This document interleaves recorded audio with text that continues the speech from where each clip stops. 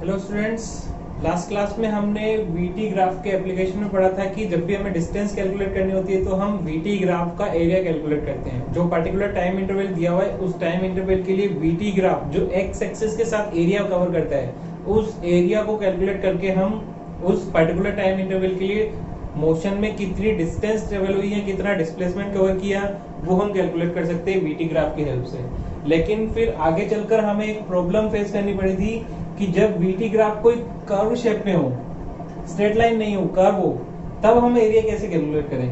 क्योंकि एक curve shape में तो हम एक प्री डिफाइंड फॉर्मूला हमने आज तक पढ़ा नहीं है जो हम यहाँ पे फॉर्मूला अप्लाई कर सके।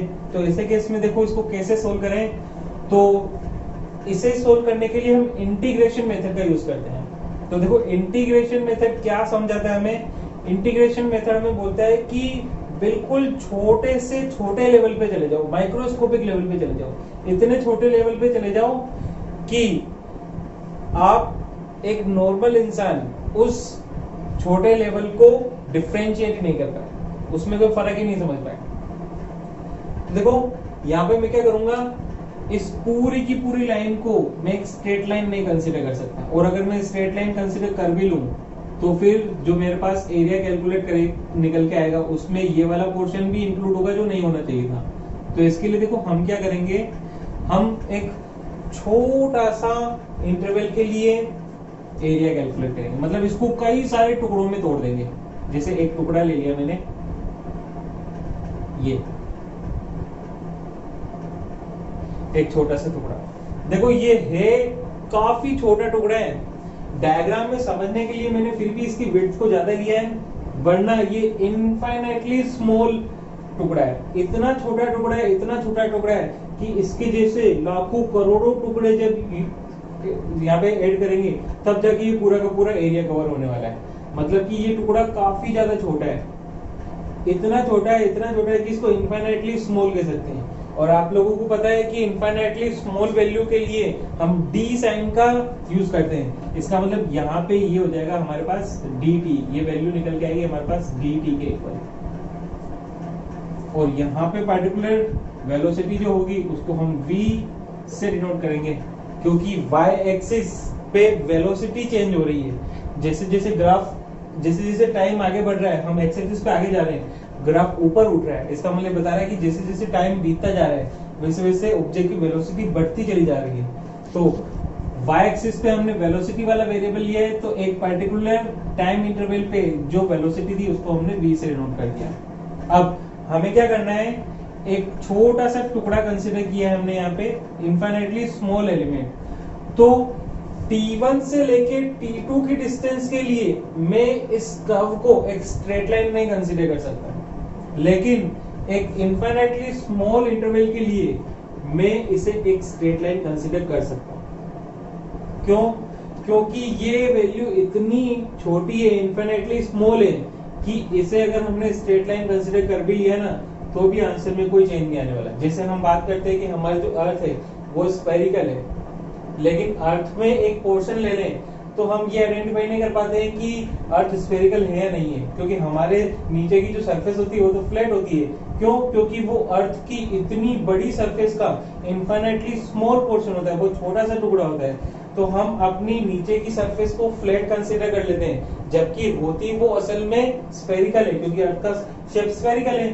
तो अगर किसी कर्व शेप के इनफाइनाइटली स्मॉल सेक्शन को कंसीडर करें तो उसे हम फ्लैट या स्ट्रेट माना जा सकता है। तो इस इनफाइनाइटली स्मॉल सेक्शन के लिए मैं इसे एक स्ट्रेट लाइन कंसीडर कर सकता हूं। हालांकि मैंने जो डायग्राम बनाया है इसमें देखो मैंने ये जो पोर्शन लिया है थोड़ा बड़ा लिया है समझने के लिए, और असल में ये इनफाइनाइटली स्मॉल पोर्शन है। ऐसे लाखों करोड़ों टुकड़े जब एक साथ बिछा देंगे तो जाके T1 से T2 की डिस्टेंस को हम कवर कर पाएंगे। तो ये अगर हम इसे स्ट्रेट लाइन कंसीडर कर लें तो ये एक रेक्टेंगल में कन्वर्ट हो जाएगा, और रेक्टेंगल में कन्वर्ट हो जाएगा तो इसका जो एरिया का फॉर्मूला है वो इजीली कैलकुलेट कर सकते हैं हम। तो देखो अगर मैं केवल और केवल इस छोटे से एलिमेंट, देखो जो छोटा सा टुकड़ा होता है ना उसे एलिमेंट करके बुलाते हैं। तो ये जो एलिमेंट है इनफाइनाइटली स्मॉल पोर्शन, इस एलिमेंट का एरिया जो है उसे हम किससे डिनोट करेंगे, उसे हम डिनोट करेंगे DA से। क्योंकि जो इनफाइनाइटली स्मॉल वैल्यूज होती है ना उसे हम डी से डिनोट करते हैं। जैसे टाइम इंटरवल जो था यहाँ पे इनफाइनाइटली स्मॉल था तो इसे हमने dt से डिनोट किया। तो एरिया भी तो देखो t1 से लेके t2 के बीच में जो एरिया कवर हो रहा है उसे हम a से डिनोट कर रहे हैं क्योंकि वो एक मेजरेबल अमाउंट है।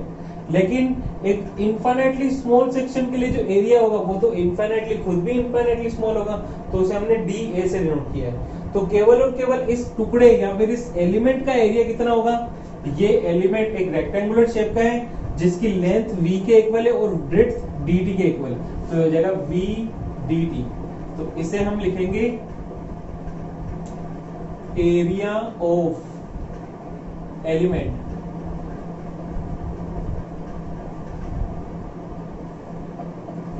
अब देखो हम क्या करेंगे, ऐसे छोटे छोटे कई सारे एलिमेंट ले लेंगे, ये भी एक एलिमेंट, ये भी एक एलिमेंट, ऐसे लाखों करोड़ों एलिमेंट ले लेंगे और सभी एलिमेंट्स को ऐड कर लेंगे, सम कर लेंगे, तो हमारे पास टोटल एरिया आ जाएगा। तो इसके लिए देखो अगर हमें लाखों करोड़ों छोटे छोटे एलिमेंट्स को जोड़ना पड़े तो एक एक करके जोड़ेंगे तो हमें सालों लग जाएंगे जोड़ने में। तो इसके लिए क्या होता है, इसके लिए एक मेथड काम में आता है इंटीग्रेशन। जैसे बहुत छोटे छोटे सम्स, बहुत बड़े सम्स जो वैल्यूज के सम होते हैं उनको करने के लिए हम मल्टीप्लिकेशन यूज करते हैं। जैसे 2 + 2 + 2 + 2 ऐसे कई बार करूं मैं, जैसे 10 टाइम्स। तो अगर मैं इनको ऐड करने बैठूं 2 + 2 4, 4 + 2 6, 6 + 2 8, तो ये एक कन्वीनियंट मेथड नहीं है। तो इसके लिए हमने एक नया मेथड इजाद किया जिसे हम बोलते हैं मल्टीप्लिकेशन। तो 2 कितने टाइम्स आ रहा है, 10 टाइम्स, तो 2 × 10 = 20। इस तरीके से मल्टीप्लिकेशन जो मेथड है वो सम को कन्वीनियंटली करने के काम में आता है। इसी तरीके से इंटीग्रेशन भी जब बहुत बड़े लाखों करोड़ों छोटी छोटी वैल्यूज के सम करने होते हैं ना तो हम इंटीग्रेशन को याद करते हैं। तो इंटीग्रेशन क्या करता है, लाखों करोड़ों छोटे छोटे वैल्यूज को ऐड करके देता है कुछ ही सेकंडों में इंटीग्रेशन। तो अब हमें करना क्या है, छोटे से एलिमेंट का एरिया हमने निकाला, वो निकला इतना। अब मुझे तो ऐसे लाखों करोड़ों एलिमेंट को ऐड करना है, तो ऐड करने के लिए हम क्या करते हैं, इंटीग्रेट कर देते हैं। तो इंटीग्रेटिंग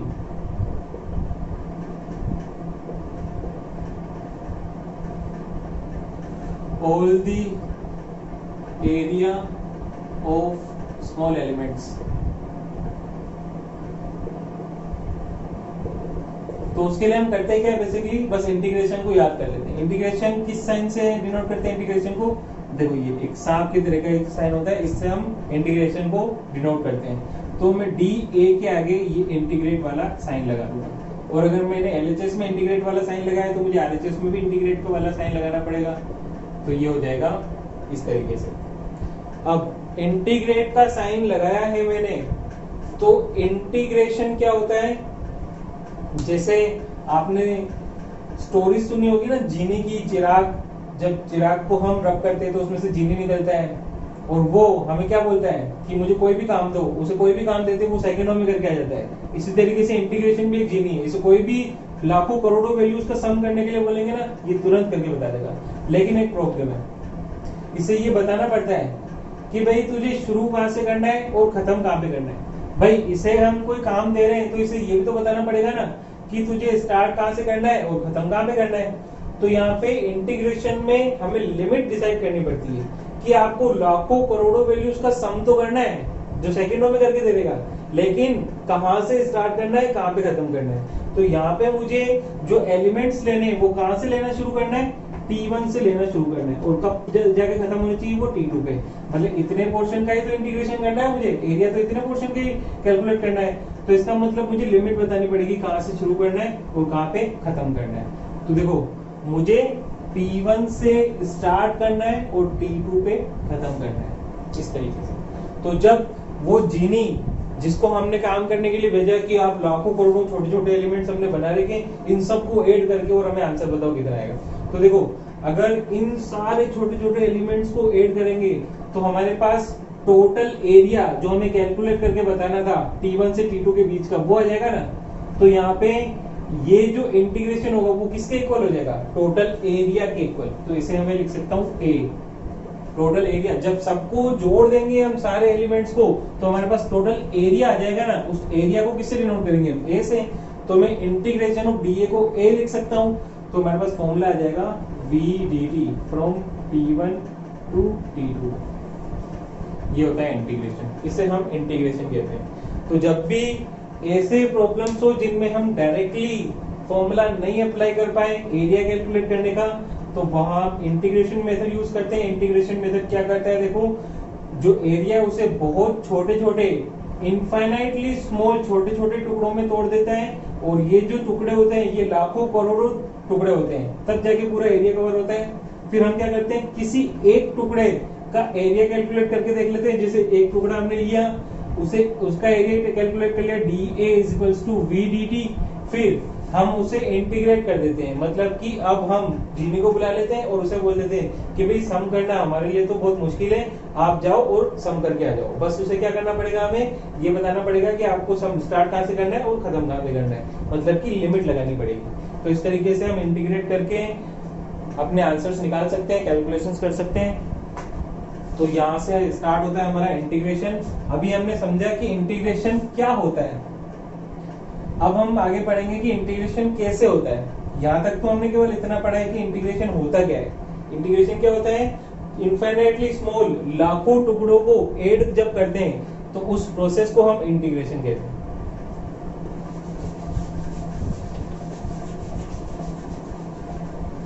अब हम पढ़ेंगे इंटीग्रेशन कैसे किया जाता है। देखो सबसे पहले इंटीग्रेशन को कैसे डिनोट करते हैं, उसका सिंबल क्या होता है, उसके बारे में एक बार फिर से चर्चा करते हैं। तो इंटीग्रेशन को हम लिखते हैं इंटीग्रेशन को I से डिनोट करते हैं, तो I = y dx, इस सिंबल से डिनोट करते हैं। अब d के पहले जो भी एक्सप्रेशन है उसका इंटीग्रेशन होता है। ये चीजें आपको ध्यान में रखनी है जो मैं अभी बता रहा हूं, तो ही आप इंटीग्रेशन का फॉर्मूला यूज कर सकते हो, उसे सोल्व कर सकते हो। d के पहले जो भी वेरिएबल है, जो भी एक्सप्रेशन है, उसका इंटीग्रेशन होगा, मतलब कि इंटीग्रेशन ऑफ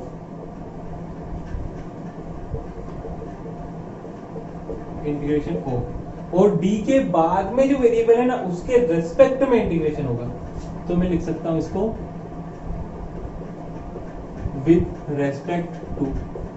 तो इस एक्सप्रेशन को क्या बोलूंगा मैं, देखो ये इंटीग्रेशन का सिंबल है सांप जैसा, तो इसे मैं बोलूंगा integration of y with respect to x। ये इस एक्सप्रेशन का मतलब है, integration of y with respect to x। इस तरीके से हम इसको सिंबलाइज करते हैं। एक और काम की बात यह है कि इंटीग्रेशन में तो हमें लिमिट भी लगानी पड़ती है, कहां से काम को शुरू करना है, कहां पे जाके खत्म करना है, ये भी तो पता होना चाहिए। तो देखो उसके लिए हम क्या करेंगे, आपको एक चीज हमेशा ध्यान में रखनी पड़ेगी कि लिमिट हमेशा उसी की लगानी है जिसके रेस्पेक्ट में इंटीग्रेशन हो रहा है। यहाँ पे किसके रेस्पेक्ट में इंटीग्रेशन हो रहा है, x के, तो लिमिट मुझे x के टर्म्स में लगानी है। मतलब स्टार्ट अगर मैं x1 से कर रहा हूँ तो x1 और खत्म कर रहा हूँ x2 पे तो x1 to x2, इस तरीके से लिमिट लगानी है। जैसे अभी थोड़ी देर पहले हमने जो डिस्टेंस कवर करने का VT ग्राफ से डिस्टेंस का फॉर्मूला बनाया था, देखो वो फॉर्मूला क्या था, एरिया = VDT और फिर लिमिट लगाते थे T1 से T2। तो इसे मैं बोलूंगा integration of V with respect to T, और T के रेस्पेक्ट में इंटीग्रेशन हो रहा है तो लिमिट T1 से T2 आएगी। इस तरीके से इंटीग्रेशन किया जाता है। ये चीज आपको हमेशा ध्यान रखनी है कि लिमिट हमेशा उसी की लगाते हैं जिसके रेस्पेक्ट में इंटीग्रेशन हो रहा होता है, उसी की लिमिट लगाते हैं। तो ये आपकी कॉपी में नोट डाउन कर लेना इसका एक्सप्रेशन और किस तरीके से इसको प्रोनाउंशिएट करते हैं। एक्सप्रेशन में हर एक सिंबल का अपना एक मीनिंग है। यहाँ पे ये जो साइन है ये बता रहा है कि इंटीग्रेशन हो रहा है, y का मतलब है d से पहले, तो इसका मतलब ही इसका इंटीग्रेशन हो रहा है, और d के बाद में x है तो ये बता रहा है कि इंटीग्रेशन x के रेस्पेक्ट में हो रहा है। और ये लिमिट्स है जो हमें बता रही कि कहाँ से इंटीग्रेशन शुरू करना है, कहाँ पे खत्म करना है। तो हर एक सिंबल का अपना एक इंपॉर्टेंस है। चलो अब पढ़ लेते हैं फॉर्मूला। तो एक चीज आपको पता होनी चाहिए कि एडिशन का अपोजिट होता है सब्ट्रैक्शन, मल्टीप्लिकेशन का अपोजिट होता है डिवाइडेशन, इसी तरीके से डिफरेंशिएशन का अपोजिट होता है इंटीग्रेशन। आई बात समझ में? तो डिफरेंशिएशन का अपोजिट होता है इंटीग्रेशन, तो इसका मतलब अगर x का डिफरेंशिएशन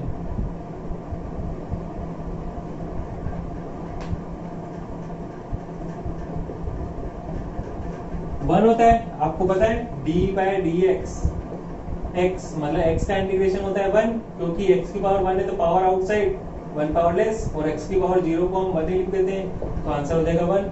अगर x का डिफरेंशिएशन वन होता है तो वन का इंटीग्रेशन हो जाएगा x। इसी तरीके से अगर एक्स स्क्वायर का इंटीग्रेशन, अगर एक्स स्क्वायर का इंटीग्रेशन 2x होता है, डिफरेंशिएशन सॉरी, तो 2x का इंटीग्रेशन हो जाएगा एक्स स्क्वायर। इसी तरीके से एक्स क्यूब का डिफरेंशिएशन अगर 3x स्क्वायर होता है तो 3x स्क्वायर का इंटीग्रेशन हो जाएगा एक्स क्यूब। तो इससे क्या समझ में आ रहा है आपको? देखो अभी थोड़ी देर में फॉर्मूला बनेगा, इसी को मैं दूसरे तरीके से लिख सकता हूं कि वन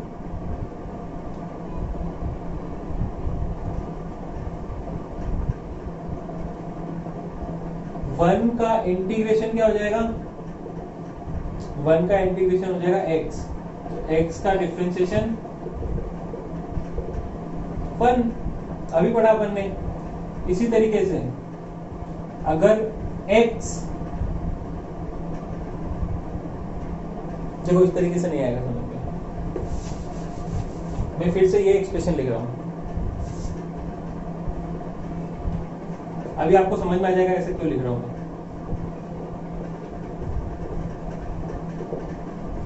यही रिपीट किया है मैंने, x का डिफरेंशिएशन वन है तो वन का इंटीग्रेशन x हो जाएगा।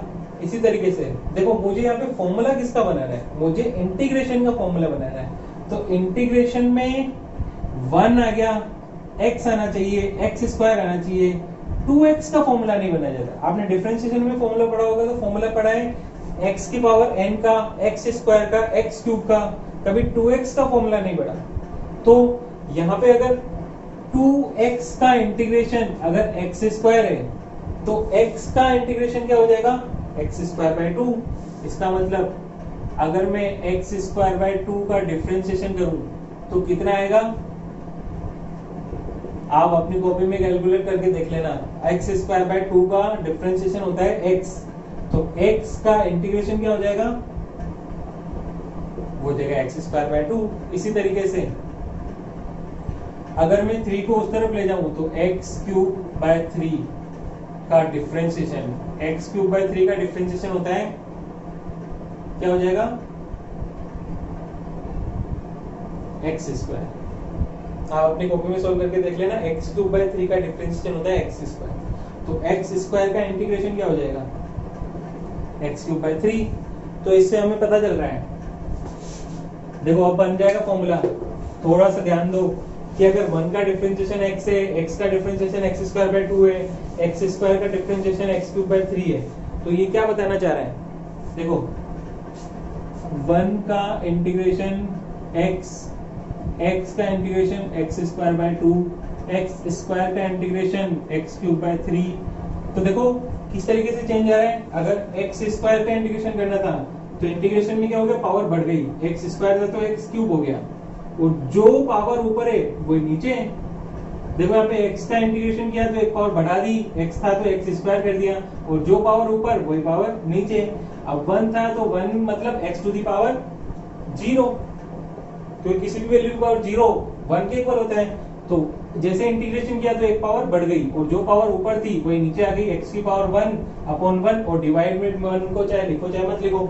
तो यहाँ से इंटीग्रेशन का फॉर्मूला क्या बन के आ रहा है?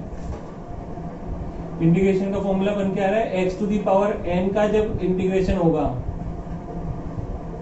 तो ये हो जाएगा x to the power n plus 1/n plus 1। मतलब इंटीग्रेशन करते वक्त, डिफरेंशिएशन करते वक्त पावर लेस होती थी, यहाँ पे 1 पावर इंक्रीज हो जाएगी, इंटीग्रेशन करेंगे तो एक पावर बढ़ जाएगी, और जो पावर ऊपर है वही की वही पावर नीचे लिखनी है। एक्स क्यूब है तो नीचे पावर 3, एक्स स्क्वायर है तो नीचे पावर 2, एक्स की पावर 1 है तो नीचे 1, इस तरीके से n+1 है तो नीचे n+1। ये फॉर्मूला है इंटीग्रेशन का। एक और चीज, इंटीग्रेशन दो टाइप के होते हैं। देखो इंटीग्रेशन में एक तो होता है डेफिनेट इंटीग्रेशन, एक होता है इनडेफिनेट इंटीग्रेशन। डेफिनेट मतलब जिसमें ऑलरेडी लिमिट लगी हुई हो। कई बार क्या होता है हम पहले लिमिट नहीं लगाते हैं, लिमिट का काम बाद में भी कर सकते हैं। पहले हम कैलकुलेशंस कर लें, फॉर्मूला अप्लाई कर लें, और लिमिट चाहे तो बाद में लगाएं। तो अगर लिमिट पहले ही लगा रहे हैं तो उसे तो हम बोलते हैं डेफिनेट इंटीग्रेशन, कि अब इसका डेफिनेटली आंसर आ ही जाएगा। और एक होता है इनडेफिनेट, कि फिलहाल हमने कैलकुलेशन कर ली, फिर जब जरूरत पड़ेगी तो हम लिमिट लगा के उसको सोल्व कर देंगे, उसे हम बोलते हैं इनडेफिनेट इंटीग्रेशन। तो जब भी इनडेफिनेट इंटीग्रेशन की बात होती है, जब लिमिट लगाते नहीं है, बाद में जब कैलकुलेशंस करनी हो तब जाके लगाते हैं, तो उस केस में हम क्या करते हैं, प्लस में सी और लगा देते हैं आंसर। मतलब जो भी आपका आंसर है उसमें प्लस सी लगा देंगे।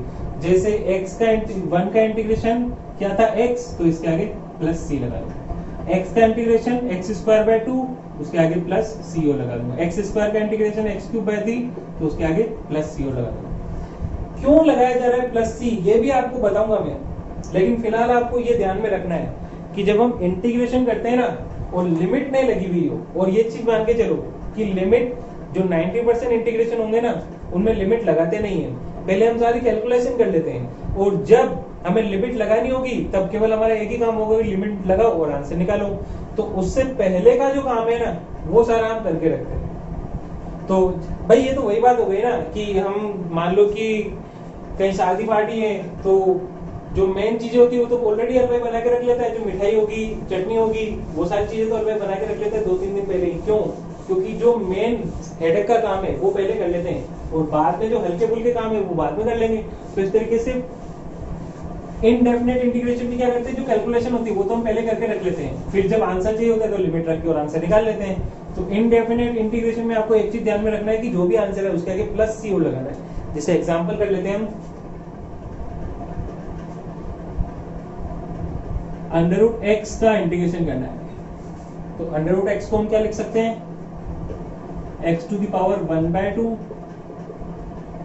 तो x⁴ है, तो फॉर्मूला क्या होता है, x⁴n+1 अपॉन n+1। तो x की पावर कितनी है 1/2, तो 1/2 + 1 अपॉन 1/2 + 1, जो पावर है उसको वैसा वैसा नीचे लिख दो, और आंसर में c लगाना जरूरी है तो c लगा दिया मैंने। तो हो जाएगा x⁴ 1/2 + 1 3/2 अपॉन 3/2, तो आई हो जाएगा 2/3 x⁴ 3/2 + c, ये आंसर हो जाएगा। इसी तरीके से एक और एग्जांपल करते हैं, i = 1/√x dx। तो इसको मैं लिख सकता हूँ x⁴ -1/2 dx, x की पावर 1/2 ऊपर आएगी तो -1/2, तो इंटीग्रेशन क्या हो जाएगा, x की जो भी पावर है उसमें +1 कर दो, तो -1/2 + 1 अपॉन -1/2 + 1 प्लस c। तो x⁴ ये हो जाएगा -1/2 + 1 हो जाएगा 1/2, तो i हो जाएगा 2√x + c, ये आंसर हो जाएगा। तो इस तरीके से हमें इंटीग्रेशन करना है। एक और क्वेश्चन मैं आपको देता हूँ, आप अपनी कॉपी में सोल्व करके देखो आपसे होता है कि नहीं होता है। 1/x का इंटीग्रेशन करना है, तो 1/x का इंटीग्रेशन करके देखिए, मैं भी कर रहा हूँ, आप भी कीजिए अपनी कॉपी में, देखते कौन पहले सोल्व करता है। तो 1/x को हम लिख सकते हैं x⁴ -1 dx, तो इंटीग्रेशन हो जाता है x⁴ जो भी है उसमें +1, और जो पावर है उसे नीचे एज इट इज पुट कर दो +c, तो i हो जाएगा x⁴ 0/0 + c, और किसी भी वैल्यू के नीचे अगर 0 आए तो उसे क्या बोलते हैं, इनफाइनाइट या इनडेफिनेट। तो ये आंसर सही है क्या? नहीं, ये आंसर गलत है।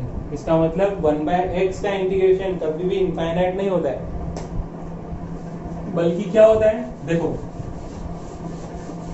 मैंने अभी आपको बताया था कि डिफरेंशिएशन और इंटीग्रेशन एक दूसरे के अपोजिट टर्म्स हैं। तो log x का डिफरेंशिएशन क्या होता था, 1/x, तो 1/x का इंटीग्रेशन क्या हो जाएगा, वो हो जाएगा log x। इसका मतलब 1/x dx का इंटीग्रेशन हो जाएगा log x प्लस, बस ये आपको ध्यान में रखना है कि x to the power n के इंटीग्रेशन का फॉर्मूला होता है x to the power n+1 upon n+1 plus c। ठीक है, बस एक चीज और ध्यान में रखनी है कि 1/x पे ये फॉर्मूला एप्लीकेबल नहीं होगा। 1/x कहीं दिख जाए तो उसका इंटीग्रेशन log x करना है और बाकी हर जगह पे x to the power n+1 upon n+1, ये चीज आपको करनी है। अब वक्त आ गया ये चीज जानने का कि हम इंटीग्रेशन के आगे हमेशा प्लस c क्यों लिखते हैं, क्या जरूरत पड़ती है प्लस c लिखने की। तो देखो उसको भी समझ लेते हैं कि क्यों लिखा जाता है प्लस c। देखो हमने डिफरेंशिएशन में एक कंसेप्ट पढ़ा था कि कोई भी कांस्टेंट नंबर जो होता है, जैसे c ले लेते हैं, तो उसका डिफरेंशिएशन क्या होता था, 0। जैसे d/dx 1 का डिफरेंशिएशन 0 होता था, 2 का डिफरेंशिएशन 10 का, जो कांस्टेंट नंबर है उनका डिफरेंशिएशन 0 होता था। तो मैंने कांस्टेंट नंबर ले लिया c कुछ भी हो सकता है, 0 1 2 3 4 5 6, कोई भी कांस्टेंट नंबर, तो उसका डिफरेंशिएशन होता है 0। तो 0 का इंटीग्रेशन क्या हो जाएगा, c। अब देखो जैसे एग्जांपल के लिए मुझे x का इंटीग्रेशन करने के लिए बोला जा रहा है, तो देखो मैं इसको ऐसा भी तो लिख सकता हूँ x + 0 dx। क्यों, क्योंकि किसी भी नंबर में 0 ऐड करो तो उसकी वैल्यू में कोई चेंज आता नहीं है। अब इस एक्सप्रेशन को क्या लिख सकता हूँ मैं, x dx + 0 dx। तो x का इंटीग्रेशन तो हो जाएगा x की पावर 1+1 अपॉन 1+1 प्लस 0 का इंटीग्रेशन क्या होता है, c। तो i हो जाएगा x² 2 + c। तो इसीलिए हम पहले से ही उसके आंसर में +c ऑलरेडी जोड़ लेते हैं। तो अब आपको समझ में आ गया होगा कि हमें इंटीग्रेशन में हर एक आंसर के आगे +c क्यों लिखा जाना पड़ता है। क्यों, क्योंकि 0 भी इंक्लूड होता है आपके क्वेश्चन में, उस 0 का जो इंटीग्रेशन है वो हम लिख देते हैं +c। तो ये था इंटीग्रेशन। इसी तरीके से 1 का इंटीग्रेशन क्या हो जाएगा, 1 dx, या फिर 1 को नहीं भी लिखे तो dx का इंटीग्रेशन क्या हो जाएगा। देखो 1 की जगह में लिख सकता हूँ x to the power 0 dx, और x की पावर n का इंटीग्रेशन होता है x की पावर 8 कर दो, और जो ऊपर है वही पावर नीचे लिख दो। तो i हो जाएगा x की पावर 1 अपॉन 1 प्लस c, ये i equals to x plus, मतलब dx या 1 का इंटीग्रेशन होता है x, या मैं ऐसा लिख सकता हूँ dx का इंटीग्रेशन हो जाता है x। तो ये चीजें आपको ध्यान में रखनी है। इसी तरीके से दो और फॉर्मूला आपको याद में रखने हैं। sin x का इंटीग्रेशन होता है माइनस के cos x, और cos x का इंटीग्रेशन होता है प्लस के sin x। ये आपको पता होना चाहिए। डिफरेंशिएशन में को वाले फंक्शन का डिफरेंशिएशन माइनस नेगेटिव होता था, यहाँ अपोजिट है। यहाँ को वाले फंक्शंस का इंटीग्रेशन पॉजिटिव होगा, बिना को वाले फंक्शन का इंटीग्रेशन नेगेटिव होगा। जो काम डिफरेंशिएशन में होना था इंटीग्रेशन उसका अपोजिट होगा।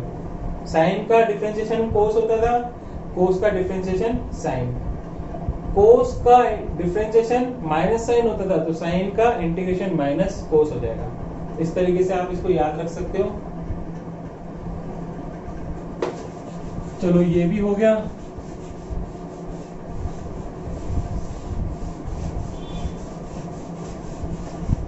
अब डेफिनेट इंटीग्रेशन पढ़ लेते हैं, जिसमें लिमिट ऑलरेडी लगी हुई हो।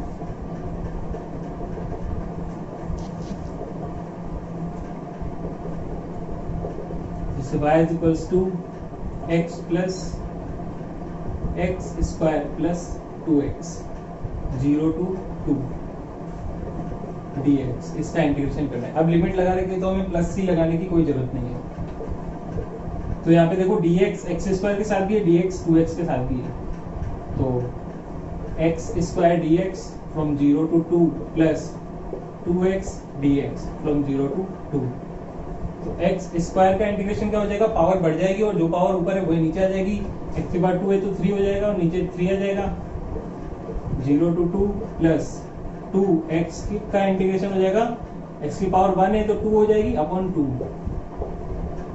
तो 2 से 2 कैंसिल और y इज इक्वल्स टू, अब देखो यहाँ पे एक्सप्रेशन आ गया एक्स क्यूब बाय 3, जो लिमिट थी उसको मैंने ऐसे लिख दिया, क्योंकि देखो अब इंटीग्रेशन हो चुका है, एक्स स्क्वायर का इंटीग्रेशन किया तभी तो एक्स क्यूब बाय 3 आया।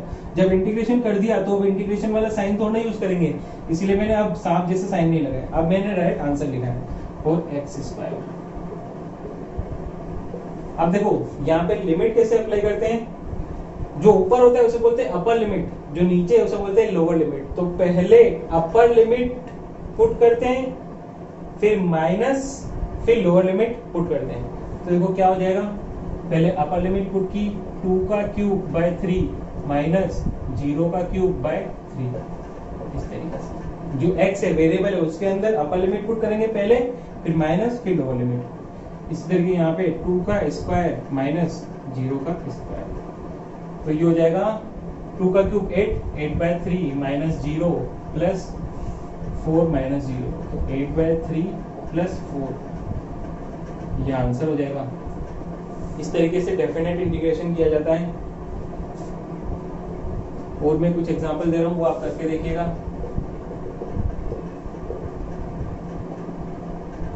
3x square plus 4x plus 1 का इंटीग्रेशन कहाँ से कहाँ तक, 1 to 2। ये आप करके देखना अपनी कॉपी में, असाइनमेंट क्वेश्चन है ये।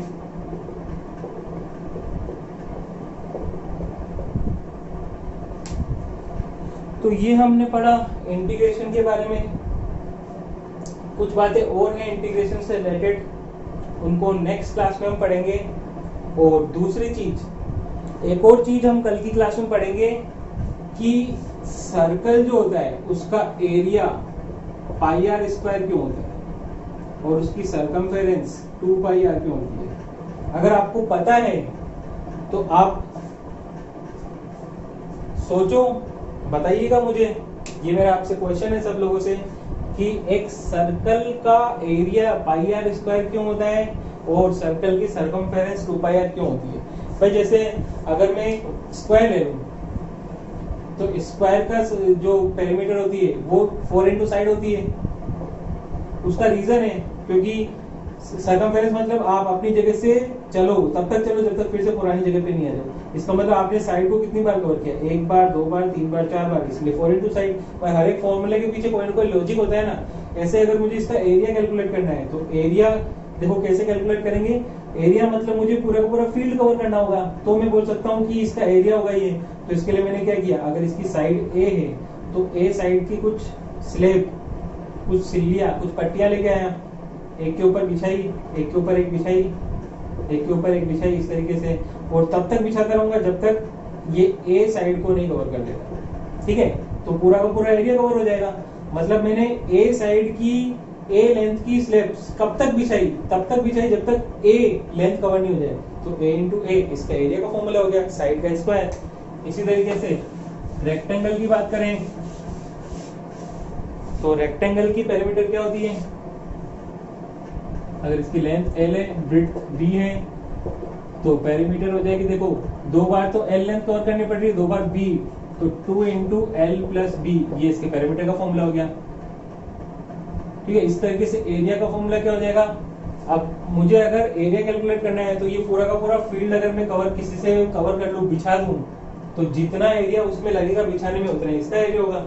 तो मैं एल लेंथ की कुछ स्लैब्स लाके यहाँ पे जमा करने लग जाऊँ, फिल करने लग जाऊँ, तब तक जब तक बी लेंथ नहीं कवर कर लूं तो टोटल एरिया आ जाएगा। तो एल लेंथ की स्लैब्स कब तक बिछा रहा था मैं, जब तक बी लेंथ नहीं कवर हो जाए, तो एल इंटू बी इसका एरिया का फॉर्मूला हो जाएगा। तो अगर स्क्वायर का पेरीमीटर एरिया कैलकुलेट करने का एक लॉजिक है, रेक्टेंगल के पेरीमीटर और एरिया कैलकुलेट करने का एक लॉजिक है, तो ये मेरा क्वेश्चन है कि सर्कल के लिए सरकमफेरेंस और एरिया कैलकुलेट करने के पीछे जो फॉर्मूला है उसका क्या रीजन है, क्या लॉजिक है, ये आप मुझे सोच के बताइएगा। बाकी नेक्स्ट क्लास में तो हम पढ़ेंगे। ठीक है, थैंक यू, आज के लिए इतना ही है।